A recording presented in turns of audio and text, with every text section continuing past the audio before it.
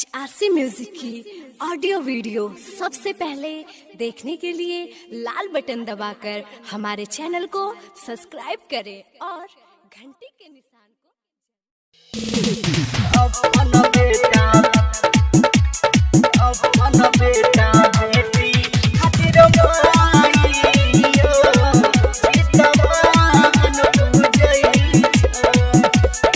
presented by Kanchan Recording Studio. Jitiya पावन छै बड़ भारी है यो सब क्यों जानै छै हाँ हाँ जितिया पावन छै बड़ भारी है यो सब क्यों जानै छै अपन बेटा हाँ हाँ अपन बेटी हे यो अपन बेटा बेटी खातिर माइयो जितवान पूजै छै हे अपन बेटा बेटी खातिर माइयो जितवान पूजै छै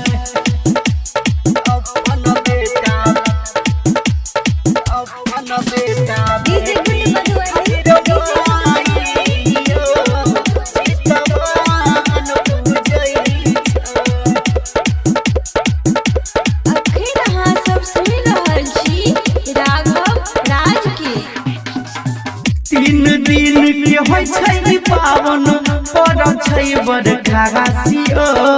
नहाई खाई पारण के व्रत करे सब उपासियो तीन दिन के होय छै पावन पर्व छै बरखा गासियो नहाई खाई पारण के व्रत करे सब उपासियो मरुआ रोटी मारा रहु माछ यो हर घर घर बनै छै मरुआ रोटी रहु मारा माछ यो हर घर घर बनै छै हे अपन बेटा हे यो अपन बेटी हे हे अपन बेटा बेटी खातिर माइयो जितवान पूजै छै हे अपन सोना लाल खातिर माइयो जितवान पूजै छै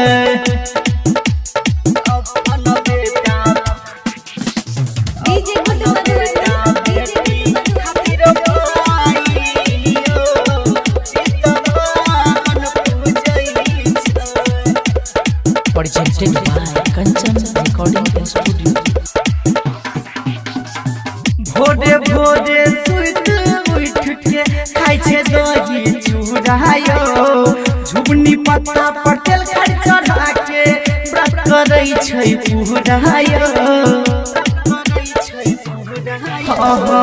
भोरे भोरे सुत उठ के खाइ छै दही चूड़ा यो झुमनी पत्ता पर तेल खर चढ़ा के व्रत करै छै पूरा यो राघव हरिश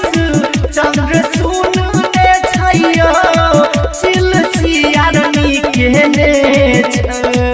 बीकेसी हरिश्चंद्र सुनने छैयो चिलसियारनी केने छै हे अपन बेटा हे यो अपन बेटी हे यो अपन बेटा बेटी खातिर माइयो जितवान पूजै छै हे अपन बेटा बेटी खातिर